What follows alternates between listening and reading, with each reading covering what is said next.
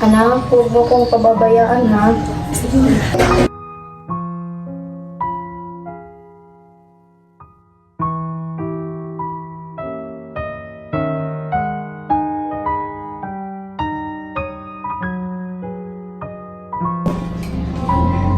Nay, kain ka pa po. Masarap to. Niloto ko to para sa inyo.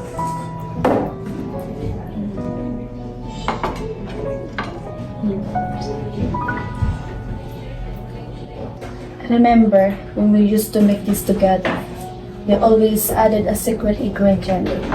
What was it again?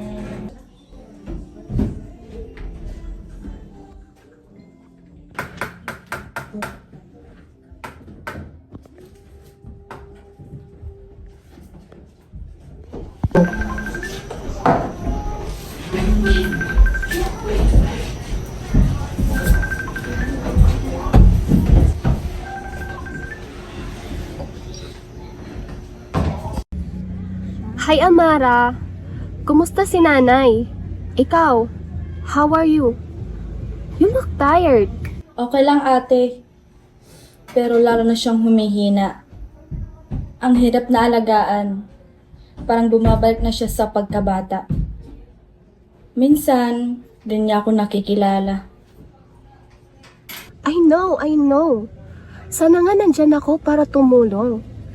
But these deadlines, this promotion I'm working towards.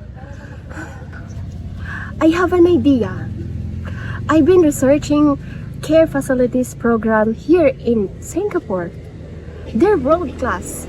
They have a specialized care program, specifically Alzheimer's patients. They offer personalized care plans, cognitive therapies, and even alternative treatment like aromatherapies and music therapies. We can't afford it, Amara. What if we bring Nanay here? Singapore? Malayo yun ate. Napakalayo. At saka gusto ni nanay dito siya mamamahinga sa sarili niyang bahay. Sa piling natin. Ayaw niyang umalis dito. Pero mas gagaling siya dito, Amara. The doctors are amazing. They have a specialized program to stimulate her mind. You're sacrificing your life, Amara. You deserve a break.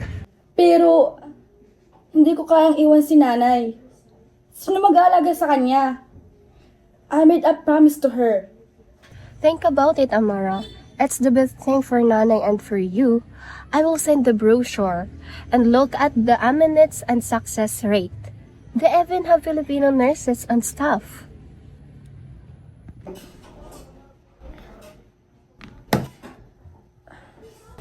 Amara, alam mo naman na lumala lang kondisyon ng nanay mo. Masakit na sabihin, pero hindi na siya gagalita. We can only manage to keep her symptoms, ease her pain, and keep her as comfortable as possible. So she will live here all the time, especially if her mom things that might be hard for you to provide at home. Pero Dok, ang kapatid ko kasi gusto dalhin si nanay sa Singapore para mas malagaan siya doon at para makapag-focus din ako sa sarili ko. So kung ganoon, mas maganda nga talaga. Kaya kung ako sa'yo, pakinig ka sa akin mo, nadalhin na lang si nanay mo sa Singapore. Kasi doon may mas magandang mga hospital para sa may mga Alzheimer. Kaya yun lang talagang gawin mo. Sa Singapore na lang, mas maganda doon. Pero Dok, may pinangako ko kay nanay na kahit anong mangyari, hindi ko siya pababayaan at hindi ko siya dadalhin sa malayo. No, Amara. It's not abandonment. It's about giving her the care she needs. Kailangan ng nanay mo ng mas magandang hospital. Kasi nga, mas lumalala na nga diba yung kondisyon niya. At kailangan niya talaga ng mas maganda hospital at yun na talaga. Anak, huwag mo kong pababayaan ha. Gusto ko dito lang ako tumanda. Kasi dito ako itinanganak, dito rin ako lumaki. At dito na rin ako mamamahinga. Ipangako mo sa akin na hindi mo ako dadalhin sa malayo. Opo, nanay, pangako ko po yan. Hindi kita pababayaan hanggang sa uling hininga mo. Dito lang kita alagaan sa piling ko.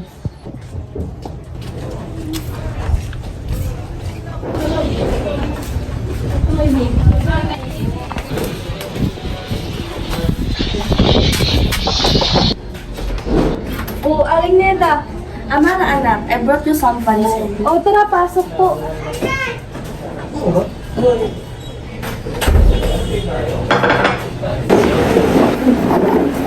Amara, you need to eat. You're getting too funny.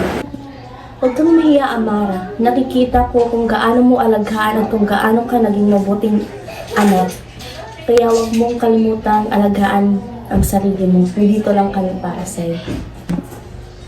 Mahirap po, Aling Neda. Sobrang hirap. Minsan, gusto ko na lang sumuko. Hindi ko na alam kung ano ang gagawin ko. Have you considered getting some help sa labas? Maraming mabubuting tao dyan na pwede kang tulungan para naman makapag-relax at makapag-recharge.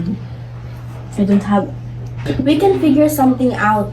Tumutulong ang community. Si Maring Amanda ganong malakas pa, lagi siyang tumutulong. Now, it's our turn to help you. Nandito lang kami, Ama. Anong gagawin ko? Nanay, gusto kitang alagaan dito sa bahay natin. Sa piling natin. Pero pagod na ako. Parang nauubos na ako. Hindi ko na alam kung paano to kakayanin. Gusto ni ate na dalhin ka sa Singapore. Para mas maganda ang alaga. Para comfortable ka doon. Para mas mahaba pa ang buhay mo. Pero gusto ko dito ka lang sa Leyte. Sa bahay na to. Sa piling ko.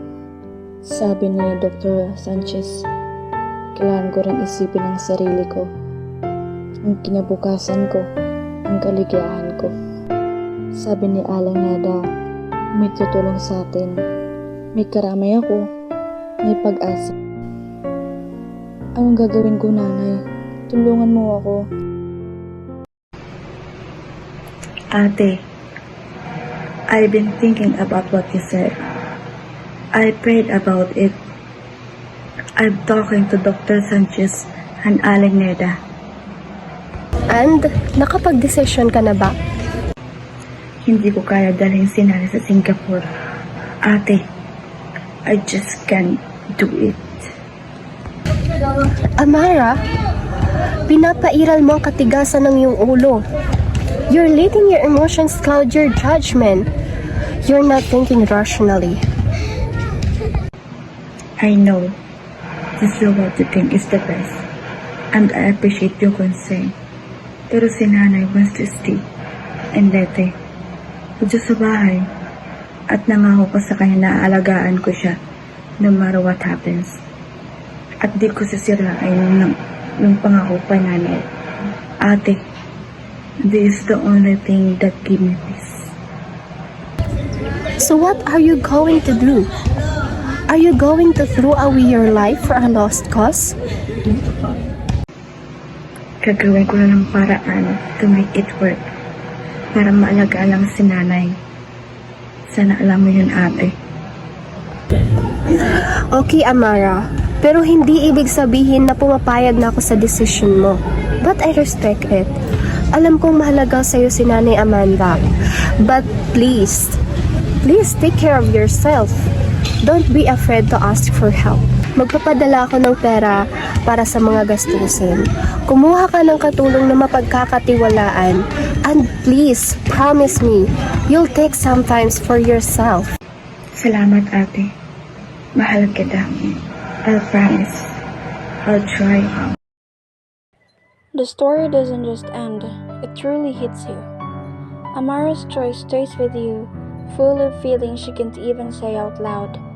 You're left facing the tough truth of her life, the hard choice between taking care of herself or giving everything for her mother.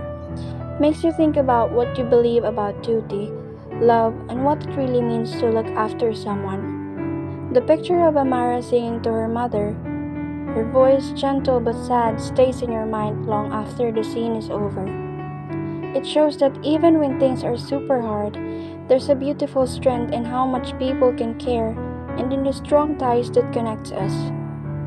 The story acts like a mirror, showing us our own weak spots and the difficult choices we might face someday. It's a story that sticks with you, not just as something you watch, but as a feeling deep in your heart.